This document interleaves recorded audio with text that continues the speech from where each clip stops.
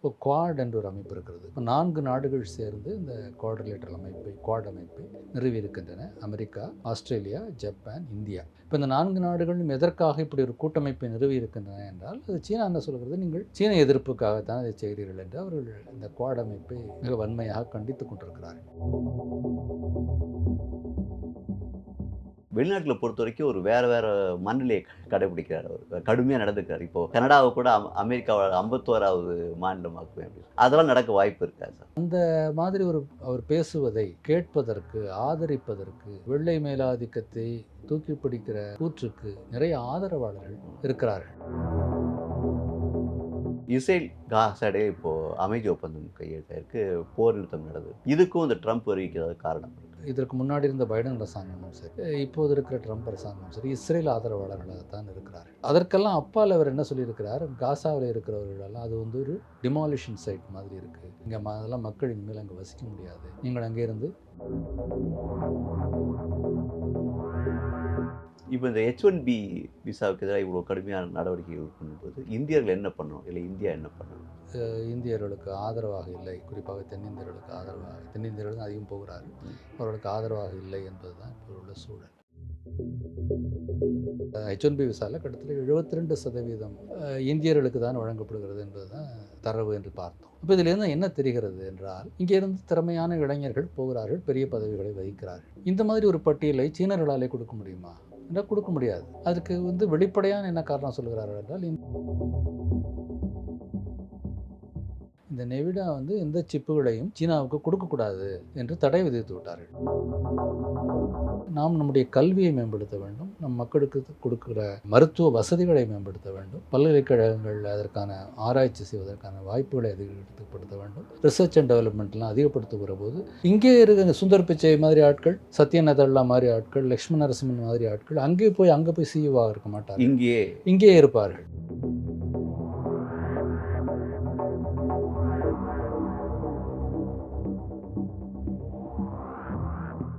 Wow தமிழா நேயர்களுக்கு வணக்கம்.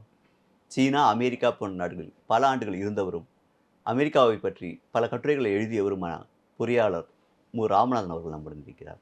வணக்கம் சார். வணக்கங்க. அமெரிக்க அதிபராக ட்ரம்ப் பொறுப்பேற்று 10 நாள் முடிஞ்சிச்சு. இந்த முதல் 10 நாட்களில் இந்தியாவுக்கு நன்மை நடக்கிற மாதிரி எதுவும் சொல்லலையா? எதுவும் பாலிசிஸ் எதுவும் இல்லையா?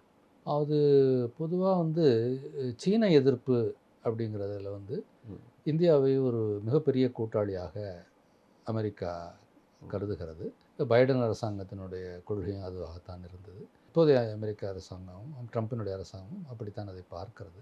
இப்போ குவாட் என்ற ஒரு அமைப்பு இருக்கிறது. குவாட் என்பது ஒரு குவாட்ரிலேட்டரல் என்பதனுடைய சுருக்கம். குவாட்ரிலேட்டரல் என்பது தமிழில் நாற்கரம். 4 நாடுகள் சேர்ந்து இந்த குவாட் அமைப்பை நிறுவியிருக்கின்றன. America, Australia, Japan, India. இதெல்லாம் உலக வரைபடத்தில் பார்த்தால் வெவ்வேறு இடங்கள் இருக்கிற இந்த நாடுகள். இப்போ இந்த 4 நாடுகளும் எதற்காக இப்படி ஒரு கூட்டமைப்பை நிறுவி இருக்கின்றன என்றால், அது சீனா என்ன சொல்கிறது, நீங்கள் சீன எதிர்ப்புக்காகத்தான் இதை செய்கிறீர்கள் என்று அவர்கள் இந்த குவாட் அமைப்பை மிக வன்மையாக கண்டித்து கொண்டிருக்கிறார்கள். இப்போ அமெரிக்கா வந்து இந்த குவாட் அமைப்பை மிக வேகமாக முன்னெடுத்து செல்லும் என்பது தான் இப்போது நமக்கு தெரிய வருகிறது. அப்போ சீன எதிர்ப்பு என்பதற்கு இந்தியாவை சீனாவுக்கு ஒரு பதிலீடாக இந்த பெரிய மக்கள் தொகை உள்ள நாடு, பெரிய நாடு, ஆகவே அதற்கு ஒரு எதிராளியாக நிறுத்துகிற முயற்சியில் அமெரிக்கா ஈடுபடுகிறது. அந்த கொள்கை தொடர்கிறது. அதில் வந்து இந்தியாவுக்கும் சீனாவுக்கும் ஒரு ஒற்றுமை இருக்கிறது. இன்னொன்று வந்து இப்போ இராணுவ ரீதியாக, தொழில்நுட்ப ரீதியாக உள்ள உதவிகள், கடன்கள், இதெல்லாம் அவர்கள் தொடருவார்கள் என்பது தெரிகிறது. அதற்கான சமிக்கைகள் எல்லாம் வருகின்றன. இதெல்லாம் வந்து இப்போ முன்னாடி இருந்த அரசாங்கத்தினுடைய கொள்கைகளாகவும் இருந்தன. அந்த கொள்கைகள்லாம் தொடர்கின்றன. வெளிநாட்டில் பொறுத்த வரைக்கும் ஒரு வேற மனநிலையை கடைபிடிக்கிறார் அவர். கடுமையாக நடந்துக்கிறார். இப்போது கனடாவை கூட அமெரிக்காவை 51வது மாநிலமாக்குவேன் அப்படின்னு சொல்லியிருக்காரு. அதெல்லாம் நடக்க வாய்ப்பு இருக்கா சார்? முடியுமா? இது வந்து ஒரு 18ஆம் நூற்றாண்டில் 19ஆம் நூற்றாண்டில் இருக்கக்கூடிய சாம்ராஜ்யங்கள் அல்லது அதை ஆட்சி அரசர்கள் பேசுகிற மாதிரி அவர் பேசுகிறார். இன்றைக்கு காலம் வெகுவாக மாறிவிட்டது. ஆனால் அந்த மாதிரி அவர் பேசுவதை கேட்பதற்கு, ஆதரிப்பதற்கு, ஒரு வெள்ளை மேலாதிக்கத்தை தூக்கி பிடிக்கிற ஒரு கூற்றுக்கு நிறைய ஆதரவாளர்கள் இருக்கிறார்கள். அவர்களை நோக்கி தான் அவர் பேசுகிறார். நிச்சயமாக கனடாவை எல்லாம் அவர் மாநிலமாக அது ஏற்றுக்கொள்ள பரப்பளவில் பெரிய நாடு இல்லையா? பெரிய நாடு. அங்கே அது ஒரு முழுமையாக இறையாண்மை உள்ள நாடு. அப்போ அந்த 18, 19 நூற்றாண்டுகளில் இந்த மாதிரி பல நிலப்பரப்புகளாக இருந்தபோது சிறிய நிலப்பரப்புகளை சேர்ந்தவர்களை நாம் போய் கைப்பற்றுவது என்பதெல்லாம் நடந்தது. இங்கே இருந்து நம்முடைய ராஜராஜ சோழன், ராஜேந்திர சோழன்லாம் கூட அந்த மாதிரி போய் நாமெல்லாம் சொல்லுகிறோம் கங்கை கொண்டான், கடாரம் கொண்டான் என்றெல்லாம் சொல்லுகிறோம். ஒரு நாடு இன்னொரு நாட்டை போய் ஆக்கிரமிப்பது என்பதெல்லாம் அதெல்லாம் ஒரு காலத்தில் நடந்து கொண்டிருந்தது. அவர்கள் வெளிநாட்டைச் சேர்ந்தவர்கள் பல இந்த வெள்ளை இனத்தவர்கள் அதெல்லாம் செய்து கொண்டிருந்தார்கள். அந்த காலமெல்லாம் இன்றைக்கு மாறிவிட்டது. இன்றைக்கு யுத்தத்தினுடைய நடைமுறைகள் மாறிவிட்டன. ஆனாலும் அவர் வந்து இந்த மாதிரி பேசுகிறார். இது அவர் வந்து நடக்கும் என்பதற்காக அவர் பேசவில்லை. ஆனால் இப்படி பேசுவதை விரும்புகிற ஆதரவாளர்கள் அவருக்கு இருக்கிறார்கள். அவர்களை நோக்கி அவர் பேசுகிறார் என்று தான் நாம் இதை புரிந்து கொள்ளும். இப்போது இஸ்ரேல் காசா இடையே இப்போது அமைதி ஒப்பந்தம் கையெழுத்தாயிருக்கு, போர் நிறுத்தம் நடந்திருக்கு. இதுக்கும் இந்த ட்ரம்ப் வருகைக்கு ஏதாவது காரணம் இருக்கா? அதாவது இந்த இந்த போரை பொறுத்த மட்டும் இதற்கு முன்னாடி இருந்த பைடன் அரசாங்கமும் சரி, இப்போது இருக்கிற ட்ரம்ப் அரசாங்கமும் சரி, இஸ்ரேல் ஆதரவாளர்களாகத்தான் இருக்கிறார்கள். இந்த சமாதான ஒப்பந்தம் கையெழுத்தான நாள் வந்து ஜனவரி மாதம் 19ஆம் தேதி. பைடன் வந்து அவருடைய விடைபெறுகிற உரையை நிகழ்த்தியது 15ஆம் தேதி. ட்ரம்ப் பதவியேற்றது 20ஆம் தேதி. அப்போ இது ரெண்டுக்கும் பைடன் அவருடைய விடைபெறுகிற உரையை நிகழ்த்தி சில நாட்களுக்கு பிறகு ட்ரம்ப் பதவியேற்பதற்கு சில மணி நேரங்களுக்கு முன்னால் இந்த ஒப்பந்தம் கையெழுத்தாகியிருக்கிறது.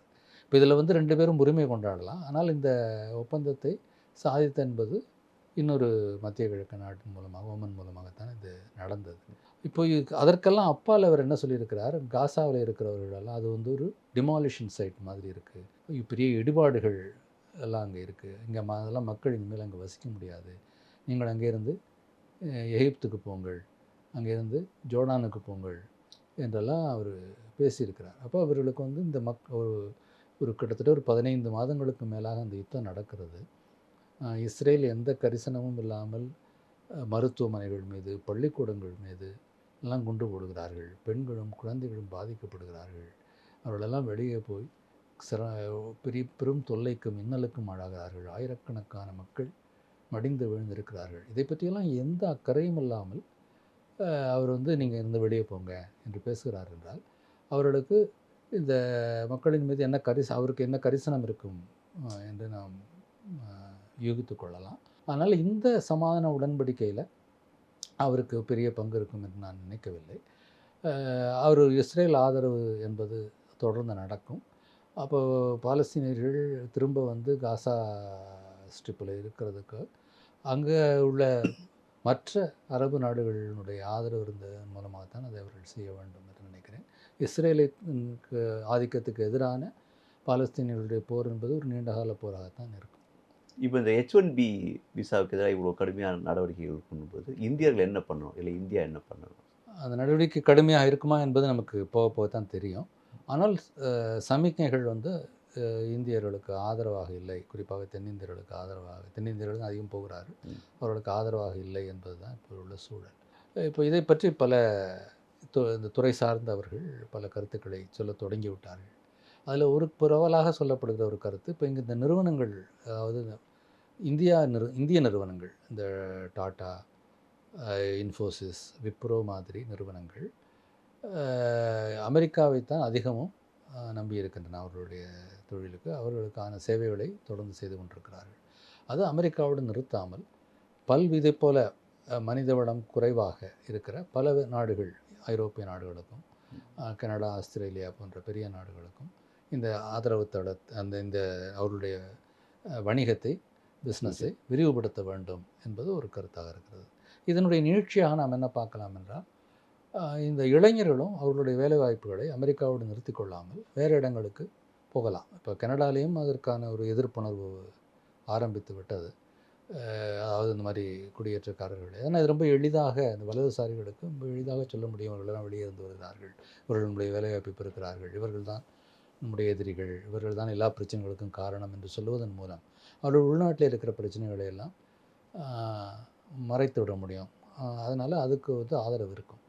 ஆனால் ஆஸ்திரேலியா மாதிரி நாடுகளில் இன்னமும் அங்கேயும் இந்த மாதிரி பிரச்சாரங்கள் இருந்தாலும் அங்கேயும் வாய்ப்புகள் இருக்கின்றன. பல ஐரோப்பிய நாடுகள் வரவேற்கின்றன. அங்கே என்ன பிரச்சனை என்றால், இப்போ அமெரிக்காவிலேயோ கனடாவிலேயோ ஆஸ்திரேலியாவிலேயோ நம்முடைய இளைஞர்கள் போகிற போது அவர்கள் பயன்படுத்துகிற மொழி ஆங்கிலம். நம்முடைய இளைஞர்களால் ஆங்கிலத்தை மிகச்சிறப்பாக பயன்படுத்த முடிகிறது. அதனால் அவர்கள் அங்கே போய் எளிதாக நிலை பெற்று விடுகிறார்கள்.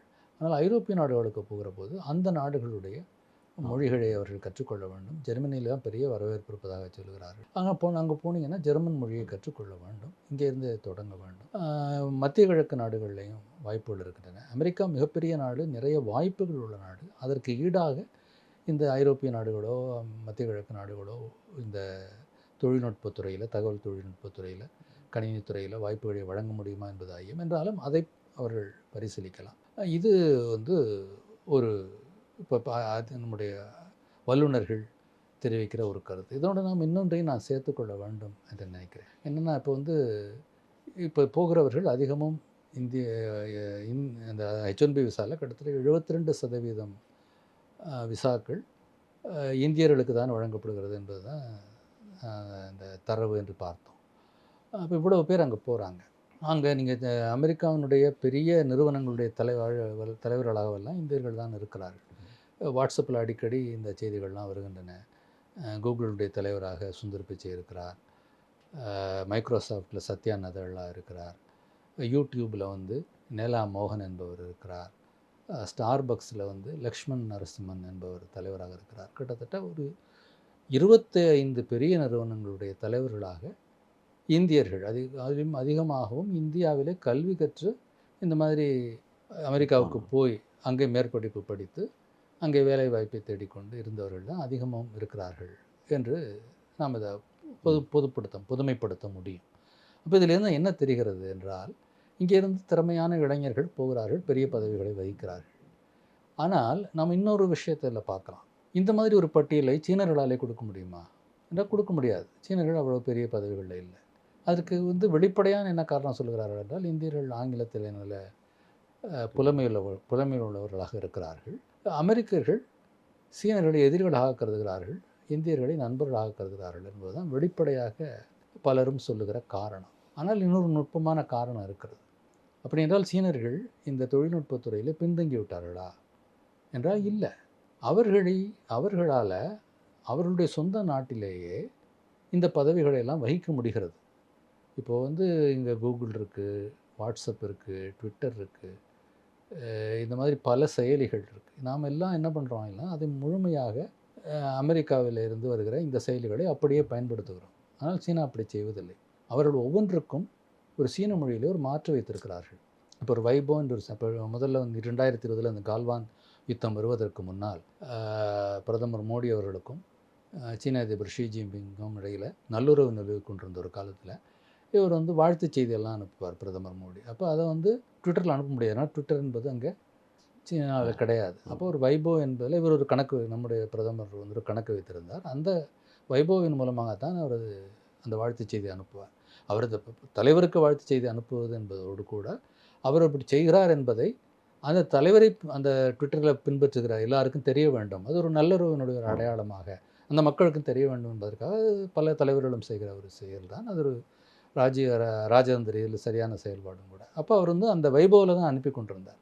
அப்போ அந்த மாதிரி எல்லாவற்றுக்கும் இணையான ஒரு செயலிகளை அவர்கள் அங்கே வளர்த்திருக்கிறார்கள். இப்போ டீப்சி கொண்டு வந்திருக்காங்க, அவங்களுடைய ஏஐக்கு மாற்றாக கொண்டு வந்திருக்காங்க. இப்போ கடந்த ஒரு சில நாட்களாக அதுதான் பெரிய செய்தியாக இருக்கிறது. அப்போ அது எப்படி அவர்களால் அதை செய்ய முடிஞ்சது? அப்போ அந்த இவர்கள் மற்ற அமெரிக்க நிறுவனங்கள் இந்த செயற்கை நுண்ணறிவுக்காக கொண்டு வந்திருக்கிற செலவில் ஒரு 4%, 5% அவர்கள் இதை செய்து விட்டார்கள் அப்படின்னு தான் சொல்கிறாங்க. இதுக்கு இது என்ன காரணம்னு போய் பார்த்தீங்கன்னா ரொம்ப சுவாரஸ்யமாக இருக்கிறது. அவர்கள் நெவிடா என்ற ஒரு நிறுவனம் அங்கே இருக்குது. அவர்கள் தான் இதுக்கான சிப்புகளை தயாரிக்கிறார்கள், இந்த செயற்கை நுண்ணறிவுக்கான சிப்புகள். இப்போ பைடன் அரசாங்கம் என்ன செய்தது, இவர்கள் ரொம்ப வேகமாக இந்த துறையில் முன்னே வருகிறார்கள், இதை மட்டுப்படுத்த வேண்டும் என்பதற்காக இந்த நெவிடா எந்த சிப்புகளையும் சீனாவுக்கு கொடுக்கக்கூடாது என்று தடை விதித்து விட்டார்கள். இந்தியாவுக்கு ஒரு குறிப்பிட்ட அளவில் கொடுத்து கொண்டிருக்கிறார்கள். அது சீனாவுக்கு ஒட்டுமொத்தமாக கொடுக்கவே இல்லை. அப்போ ஆனால் அது வந்து இவர்கள் வந்து ஒரு சாபமாக சீனர்கள் பார்க்கவில்லை. மாறாக அது அவர்களுக்கு ஒரு வரமாக மாறிவிட்டது. அங்கே உள்ள இளைஞர்கள் என்ன செய்தார்கள் என்றால், அப்போ அதற்கு முந்தைய தலைமுறை சிப்புகள் இருக்கின்றன. அவர்கள் இந்த சிப்புகளை காட்டிலும் ஆற்றல் குறைந்த, அதே நேரத்தில் செலவும் விலையும் குறைந்த சிப்புகளை பயன்படுத்தினார்கள். அப்போ அதனுடைய ஆற்றல் குறைவாக இருப்பதனால அதனுடைய மெமரி கெப்பாசிட்டி, அதனுடைய நினைவுத்திறன் குறைவாக இருக்கும்படியாக இவர்கள் வடிவமைத்தார்கள். அதனால தான் இவ்வளவு குறைவாக அவர்களால் செய்ய முடிந்திருக்கிறது. அது வந்து அவங்க என்ன சொல்கிறாங்க, அது வந்து 32 டெசிமல் வரைக்கும் அமெரிக்கர்கள் உருவாக்கிய அந்த ஏஐ செயலிகள் செயல்படும் என்று சொல்கிறார்கள். இவர்களுக்கு இருக்கிற இந்த சிப்புகளுடைய ஆற்றல் குறைவாக இருந்த காரணத்தினால் அவர்கள் என்ன செய்கிறார்கள், 32 டெசிமல் இதுக்கு எங்களுக்கு 8 டெசிமல் போதும், அப்போவும் உங்களுக்கு ஒரு துல்லியமான கணக்கு கிடைக்கும் என்று அவர்களை குறைத்தார்கள். அப்போ அதனுடைய நினைவுத்திறன், தேவைப்படுகிற நினைவுத்திறன் குறைந்தது. இப்படி ஒவ்வொரு கட்டத்திலையும் அவர்கள் குறைத்து கொண்டே வந்து இன்றைக்கு அவர்கள் அந்த செயலியை உற்பத்தி செய்திருக்கிறார்கள். அதை வந்து ஓப்பன் சோர்ஸ்னு சொல்கிற மாதிரி எல்லாருக்கும் பொது வெளியில் வைத்து விட்டார்கள். யார் வேண்டுமானால் அதை எடுத்து அதை மேம்படுத்திக் கொள்ளலாம் என்று சொல்லிவிட்டார். இதை எப்படி அவர்களால், இது வந்து ஒரு ஸ்டார்ட் அப் நிறுவனம் செய்திருக்கிறது. ஒரு பெரிய ஃபவுண்டேஷன்லாம் உள்ள அமைப்புகள் அல்ல, ஒரு நிறுவனம் செய்து. இதுக்கு காரணம் என்னென்னா இன்னோவேஷன். புதிய புதிய கண்டுபிடிப்புகளுக்கான தளம் இருக்க வேண்டும். இப்போ நான் அந்த ஒலிம்பிக் நடப்பதற்கு முன்னால் பெய்ஜிங்க்கு போயிருக்கிறேன். அப்போ அவர்கள் வந்து அறிவிப்பலைகள் அப்போ தான் முதல் ஆங்கிலத்தில் எழுத ஆரம்பித்தார்கள். வெளிநாட்டு வீரர்கள்லாம் வருகிறார்கள். அப்போ அவர்களுக்கு ஆங்கிலம் தெரிய வேண்டும். பல பேர் ஆங்கிலத்தில் பயிற்றுவித்தார்கள். அப்போ அந்த ஆங்கிலத்திலெல்லாம் பிழைகள் இருக்கும். அப்போ இந்த வெளிநாட்டிலேருந்து ஒரு நிருபர்கள் அதையெல்லாம் படம் பிடித்து இவர்களை கேலி செய்து கொண்டிருந்தார்கள். ஆனால் அவர்கள் வந்து அதுக்கெல்லாம் ஒன்றும் அசரலை. அவர்கள் அங்கேருந்து முன்னேறி இங்கே வரைக்கும் வந்து சேர்ந்து விட்டார்கள். இப்போ எதனா காரணம்னா, இப்போ நம்ம வந்து இந்த ரிசர்ச் அண்ட் டெவலப்மெண்ட்னு சொல்கிறோம் இல்லையா, இதற்கு வந்து இந்தியா வந்து கூடுதல் கவனம் செலுத்த வேண்டும். இப்போது நம்ம புள்ளிவிவரங்களை பார்த்தாலே ரொம்ப தெளிவாக தெரிந்துவிடும். இந்தியா வந்து ரிசர்ச் அண்ட் டெவலப்மெண்ட்டுக்கு நம்முடைய உள்நாட்டு உற்பத்தியில் 0.6% செலவிடுகிறது. சீனா வந்து 2.5% செலவிடுகிறது. அமெரிக்கா 3.5% செலவிடுகிறது. பிரச்சனை இங்கே இல்லை, இங்கே மட்டும் நிற்கலை. 0.6% எங்கே செலவிடுதுன்னா இந்தியாவுடைய ஜிடிபியில். இந்தியாவுடைய ஜிடிபி என்பது $3.5 ட்ரில்லியன். அதுதான் இப்போ $5 ட்ரில்லியன் ஆக்கப் போகிறோம் என்று நம்முடைய ஒன்றிய அரசாங்கம் சொல்லிக் கொண்டிருக்கிறது. இதற்கு அடுத்து இது சீனாவுடைய இது கிட்டத்தட்ட 17.5 ட்ரில்லியன். அப்போ அதில் எவ்வளோ %? அதில் 2.5% அவர்கள் செலவழிக்கிறார்கள். அமெரிக்கா பார்த்திங்கன்னா இன்னும் 28 ட்ரில்லியன் அவர்கள் அதில் 3.5% செலவழிக்கிறார்கள். அப்போ இந்த ரிசர்ச் அண்ட் டெவலப்மெண்ட் என்பதற்கு அரசாங்கம் செலவு செய்கிற தொகை என்பது இவ்வளோ அதிகமாக இருக்குது. இது அரசாங்கம் மட்டும் இல்லை, தனியார் நிறுவனங்கள், இங்கே இருக்கிற தனியார் நிறுவனங்கள், இங்கே இருக்கிற ஒட்டுமொத்த இந்த தொழில்நுட்ப வளர்ச்சிக்காக, ஆராய்ச்சிக்காக செலவு பண்ணுவதில் 1/3 தான் தனியார் துறை செலவிடுகிறது. ஆனால் சீனாவிலேயும் அமெரிக்காவிலேயும் கிட்டத்தட்ட 75% அவர்கள் செலவிடுகிறார்கள். அப்போ இந்த ரிசர்ச் அண்ட் டெவலப்மெண்ட்டுக்கு ஒரு மிகப்பெரிய அளவில் அங்கே வந்து முதலீடு செய்யப்படுகிறது.